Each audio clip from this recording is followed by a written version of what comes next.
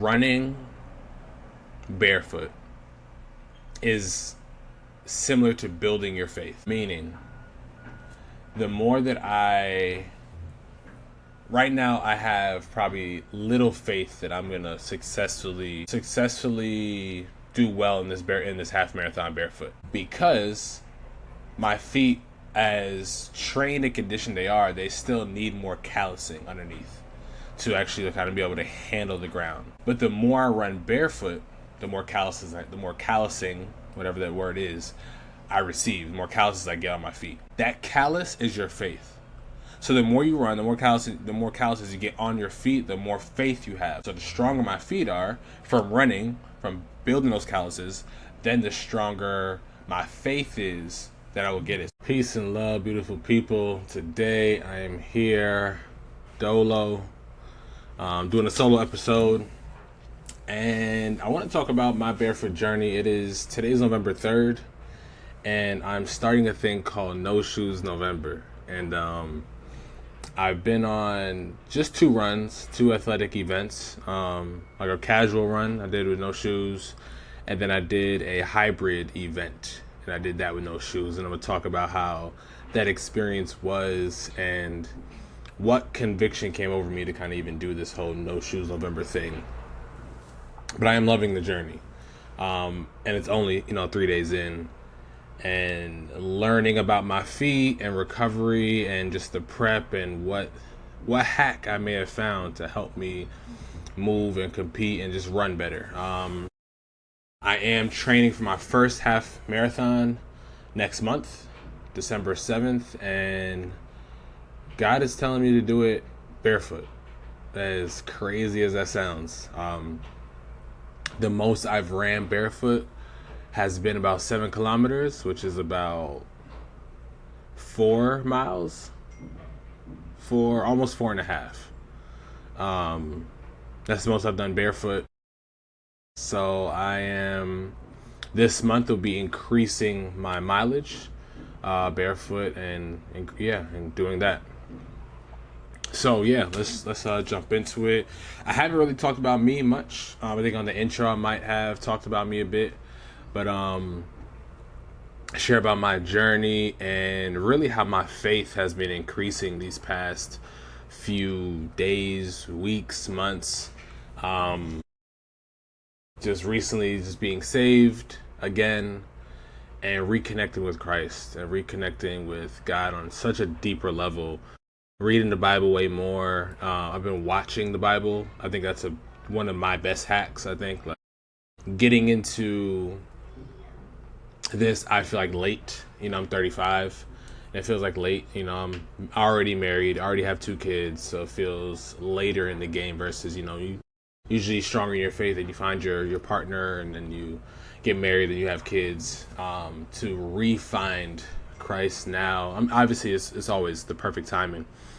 But the beauty of it is how the algorithm switches, right? So even just on Instagram, as I'm scrolling, I liked or just engaged heavily with 2 or 3 posts about God and about Christ, and now my timeline is that, and it's like, how beautiful. Most of the time we're trying to escape the algorithm, like, oh my gosh, so I'm doom scrolling, and I'm like, my scroll is not doomed. I'm learn scrolling. I'm like, every time I'm scrolling, I'm seeing another Bible verse, another perspective on certain Bible verses in a real world situation, in like today's world. And I think that's great. I think that's a beautiful thing, a beautiful aspect of it.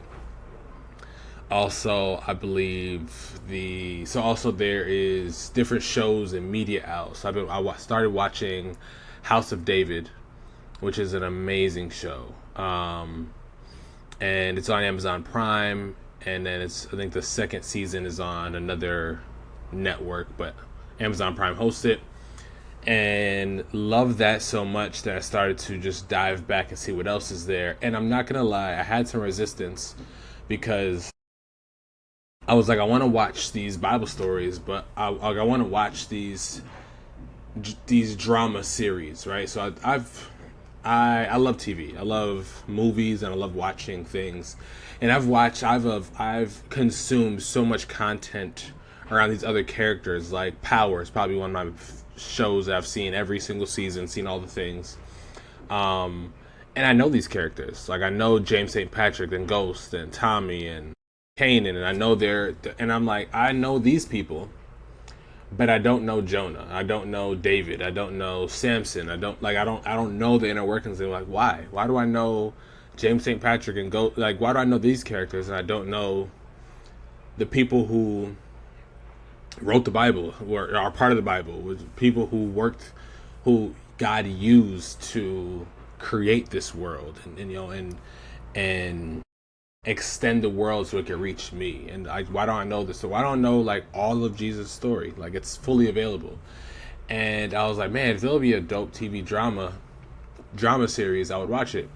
And then I so I watched House of David, really good.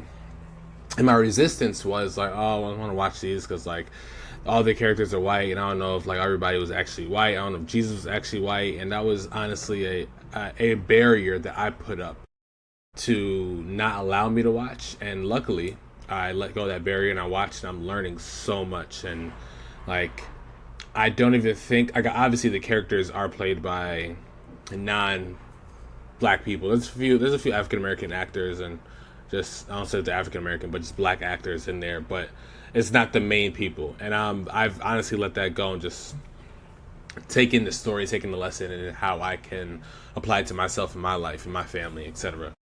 And it's been amazing. I'm watching The Chosen now, and it's like 5 seasons. I'm on season 3, and it's good. It's like obviously all this stuff is in the Bible, and as I'm watching, I'm like pausing, and I'm using ChatGPT to like ask like, hey, so in this show, in season 3, episode 2, when so and so Peter says this, where is that in the Bible? Boom, it pulls it up. Now I could go and like pause the show, read the Bible, and read what the script says versus what this TV drama says. And I think it's a very super dope interactive way, in a 21st century way, to consume and digest the word. Like, I'm getting the visual, that I could use this enhanced technology to know exactly what I'm watching, to say, hey, where is this in the Bible? It's going to give me the exact answer, and I could go back and read it in the Bible and then see the exact words that were written versus what the artistic way that I'm watching. And it's a great, like, full perspective way to get into knowledge. And I have a very obsessive nature, so I'm intentionally watching it to learn and adhere. And I'm probably gonna be watching it again once I go through it to really take it all in. And I've watched a couple other things, just really good. Just again, learning the Bible, and I want to be disciplined in the Bible and know what it says. I don't know if I think eventually maybe running off Bible verses and things like that, but in time, no rush. I want to be faithful in that. I say all that to say, in me building this faith, it's showing me like, okay, I'm doing this half marathon barefoot, and I feel very led by God to do this, and I think God wants me to do it so to show what He's able to do. It's not about me, what I can do. Also, it's about like conquering flesh, allowing my flesh to be a slave to my mind, and not my mind to be a slave to my flesh. Because my mind is saying like, oh, running barefoot could be hard, and it's gonna be too difficult. I can't train for it. Blah blah blah. All these things, my flesh wins. You don't want your flesh to win. I actually just wrote an ebook about flesh, and I believe it's the 5 things that separate us from walking in line with God and walking with God. And flesh stands for food, love, energy, sex, and healing. And these 5 things, if you don't master them and have a better relationship with them, we will actually start to struggle. Because if we don't master our food, obviously obesity, all these diseases from food, it's from the start, that it will tear us apart.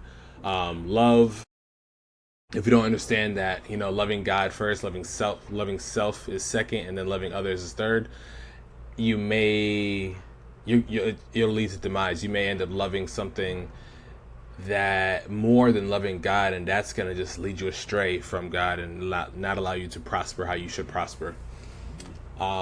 Energy, I've been addicted to the fame So that energy, like the energy of being famous, and kind of goes into ego and things like that, and understand that that's not the energy I need. That's not the source I need from fame, from followers, from masses of people. The energy I should be sourcing and reaching for is God's energy, because that's eternal. That's forever. Sex is another part of, is obviously the obvious part of flesh. You know, that lust factor, and if we can master our body and our flesh in that manner, and understanding your relationship with finding that one and building that relationship with them, that sexual relationship, and having control over these urges, over the flesh, man, just so much distraction, especially in this world, so many worldly things that just pull us away from what we should be doing. And then the last part, healing. And I think we try to self-heal. I think we try to speed up some healing processes. And honestly, we just have to surrender and give it to God, and allow God to heal us from the inside out. Healing our spirit, then healing our mind, and then healing our body. And trusting that He will do it is it. So that's an ebook. I think I created it. I'm not sure how I'm gonna distribute it, if it's gonna be a free download or what it's gonna be, but in all that, I'm tying it back to the barefoot life and being a bare athlete, is trusting God, like being fueled by faith, knowing that God will clear a path for me. And this is also big faith. Like whatever you may be navigating in your world, trust that God is going to lead you through it. Like he's going to lead you to it, and He's going to lead you through it. So if He's leading me to doing this half marathon, which already is a scary thing for me. I used to only run 1.5 miles at a time. That's it. Like if I did 2 miles, like that was super long for me. Like for 5K, I was terrified of. And now I'm here, and I'm like, I want to do something bigger that I've never done, and it's half marathon. I'm like, wow, it's a lot. Okay. To this point, I've ran 10 miles. So I still have another 3.1 miles to go. That's been in shoes. So I've been building my mileage up. This month, I'm going to be building up my feet and my callus and my foot strength up. And so the next goal is to run a 10K barefoot, which I think I might do tomorrow. I'm going to take out that challenge. So in that, it's trusting that God will clear the path. One of the bigger issues of like running barefoot doesn't actually hurt as long as the path is clear. So there's a fear that the path won't be clear. There's going to be one little stone that's going to mess me up, or there's going to be something along the way. God forbid any glasses out there, anything sharp that just didn't get cleaned up, or in the race dynamic, I'm behind because I don't think I'm about to be like in the front. And somebody's debris or somebody's trash or whatever is left over, and I have to now jump over that, hurdle that, make sure I'm not stepping on it to mess my feet up. And what it really is, I need to lean on the faith that God told me to do this. God has been urging me and telling me like, you need to run this barefoot. As you're building out the bare athlete, as you're building out the barefoot games, do something that's not proving your worth, but do something that I know you can do to not impress, but impact others. How can, like, if I'm showing that I ran a half marathon barefoot, there's going to be more people interested, like, oh, I'm interested in running a half marathon or running barefoot, period. How can I start? Because you did this. And it's like, yeah, I guess I did do that. Now, if I did it only in barefoot shoes, it's less appealing for the impact that I'm supposed to have within this world. Why do I want to get more people to be barefoot and running barefoot or just moving barefoot? Is because I believe it's you getting closer to God. Like, especially running barefoot, especially getting barefoot on earth. Like, God created earth. Let's get back to earth. I feel God more when I'm barefoot, especially outside, especially in God's creations, natural creations. So like grass, water, sand, rocks, like anything natural, I feel better. Now the more of like the more smooth, rounded rocks or irregular rocks that are larger, you have some space to stand on. The little pebbles, I don't necessarily feel comfortable on those, but Yeah. So as I'm building this up, that's the goal. So understand, I have to have faith that God will clear my path. God will protect my feet. He will literally, anything that's in the way, it will just be moved, and He will just direct me the proper way for 13.1 miles to the finish line barefoot and getting me there. And this weekend I did a hybrid run, which is I'll call it a mini high rocks, like a hybrid event. It was running and exercises. So we did it was 2.5 kilometers of a run, so it's like a mile and a half. And we did, what did we do? Squats, jump rope, sit-ups, burpees, squat jumps, and maybe that was it. Yeah, and then in between all those, we're running. And it was a dope event, and I decided it was 2 days ago, on November 1st, and I decided, hey, it's No Shoes November, so I'm gonna do the whole thing barefoot. And the terrain that was there was kind of rocky. I was hoping it was gonna be on the street for the runs, because I was like, okay, cool. Streets are usually clear.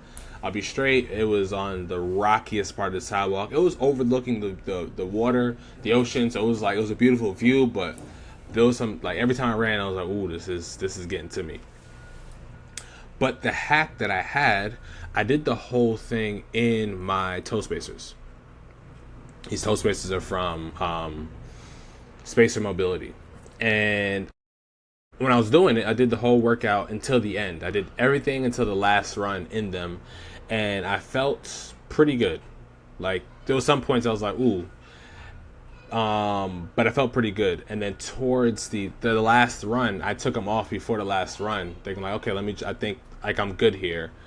And when I took them off, I felt the ground that much more. And I think because when they're on, I'm gonna put them on really quick while I'm telling the story.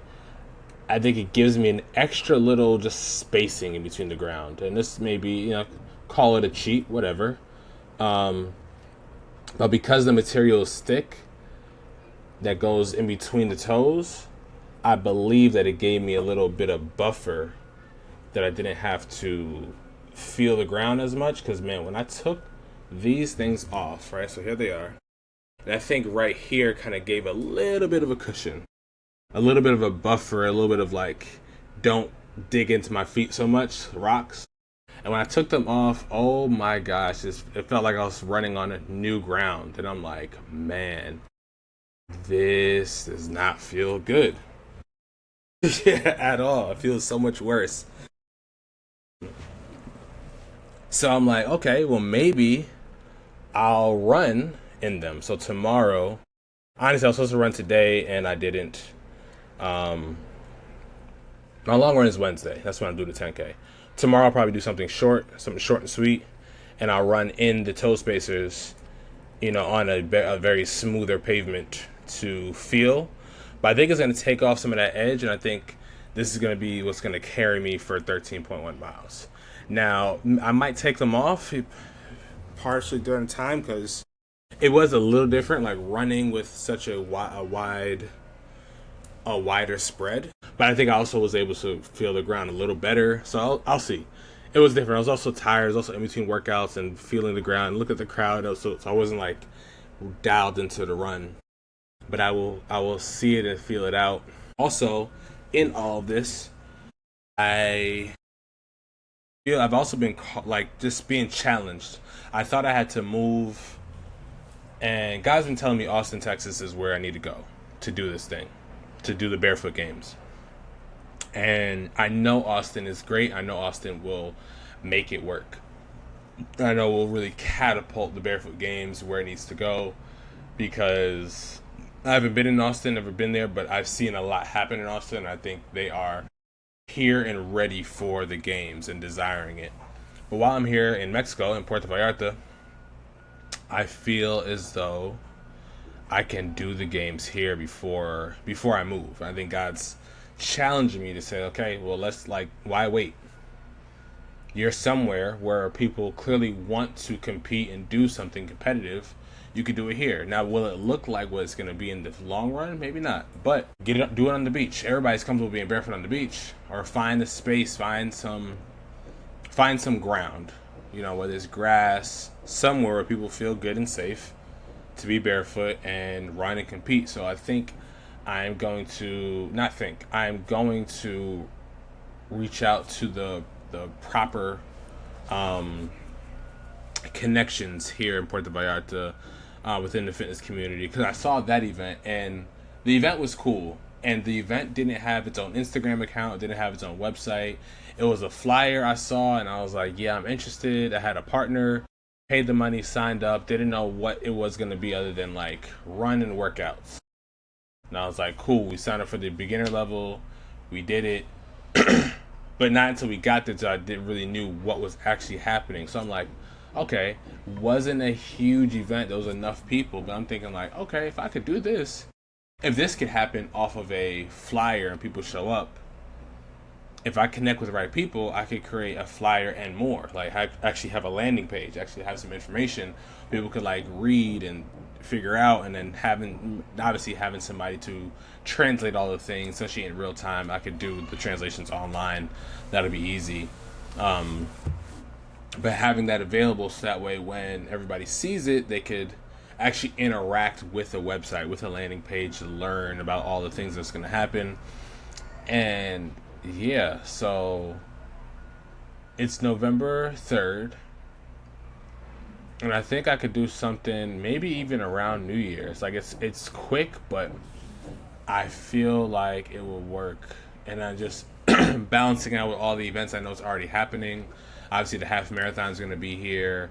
I think there's a trail run later in December. So I'm going to find out all the fitness events when they're happening and really tap in with others. There's a lot of CrossFit communities here that I think want to challenge themselves and see what they could do. So, and I think Mexico embraces the barefoot culture. Nobody was as bold as me running out there barefoot, but I think overall the Mexico culture is not shy from it. There's a jungle gym that I go to out here.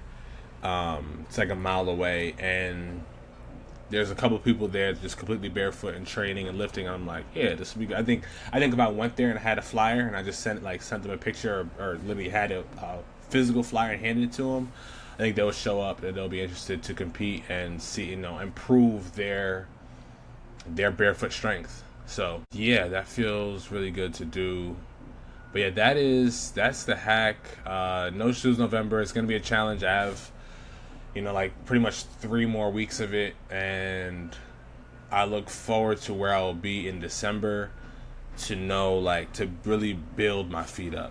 And obviously drills and exercises and stretches, they're all good, but actually to put your foot to the pavement and increasing your callus. And this is also this part, which I got in one of my runs probably maybe a month ago.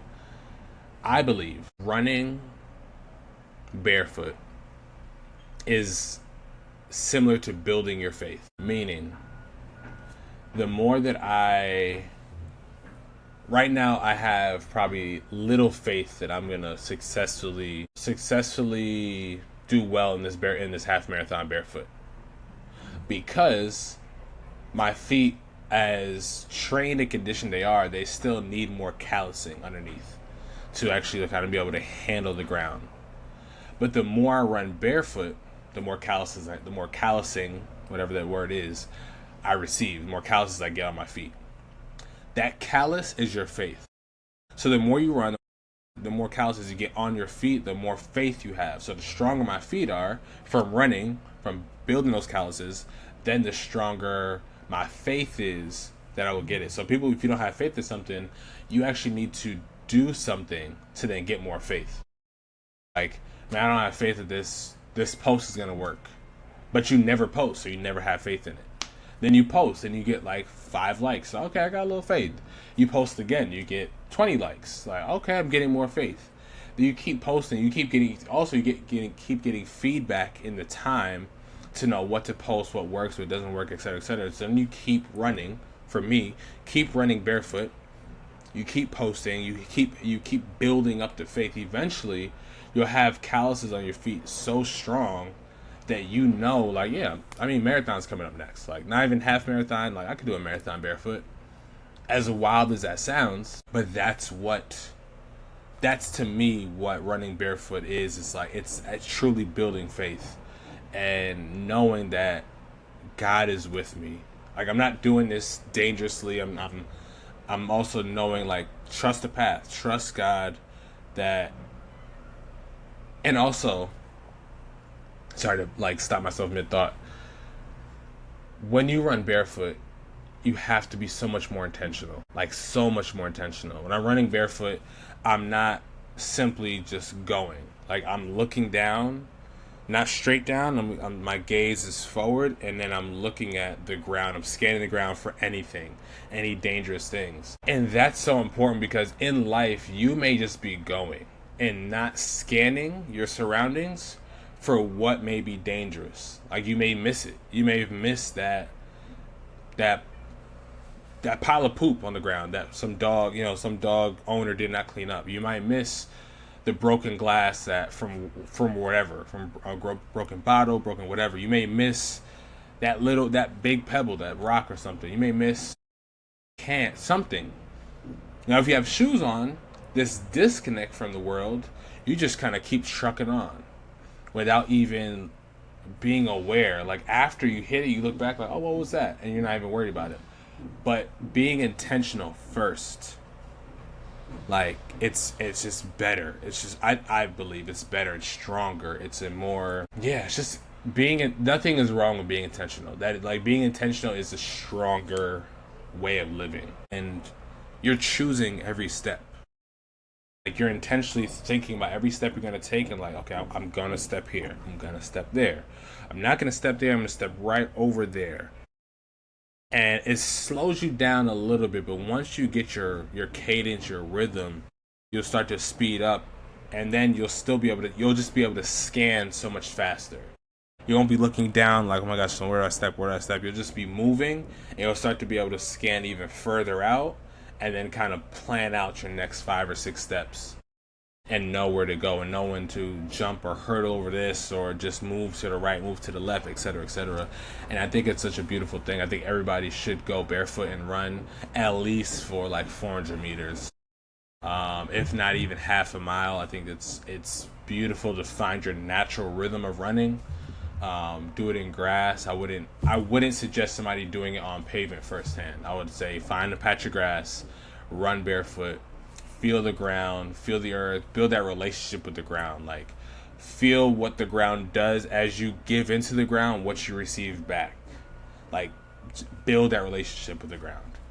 That is, and at that same time, you're building that relationship with God. It's like just nothing between you and God anymore. It's you, your human body, and just you, like, you're human, you're raw, bare human, connecting with God. Nothing better than that. That is why I'm running barefoot, and I'm gonna do it for the whole November. And then December, I'm gonna do the half marathon barefoot. As scary as that sounds, I'm gonna close and finish with a statement here that I got from the House of David. Now, I did not cross-reference to know that this is in the Bible or not, but he says something. He found out he's anointed by Samuel to be the next king of Israel, and he's about to fight Goliath. He realized, like, I'm the one. I need to slay Goliath, and he's out looking for his stones, the right stones. This is in this is not in the Bible. This is in the show House of David. And he's looking for the right rocks for his slingshot. And what's his name? Saul's son, the prince. Can't remember his name right now. He asked him, like, "Are you not afraid?" He was like, "Yeah, I'm afraid." He was like, "Nobody's with you." He's like, "God is with me." He's like, "He's not with us here where we cower, but he's with us out there where we face our fears. And that stood with me so much, to know that God's not with me not with any of us when we say, I don't know if I'm going to do it. It's kind of, when we cower, when we're speaking in fear, God's not there. But when we have no fear, when we face our fears, and we're going against it, even though we are scared, God is with us. So whatever challenge that you have coming up that feels a little shaky, feels a little like nerve-wracking, trust and know that when you face that fear, God is with you. But if you're not going to face it, God won't be with you. I love you. I appreciate you all. Thanks for tuning in to another episode of The Bare Athlete. Stay tuned, because the next episode we're going to have a guest and we're going to tap into it. So, you know the motto, stronger the feet, stronger the athlete. And I'll see you guys soon. Peace.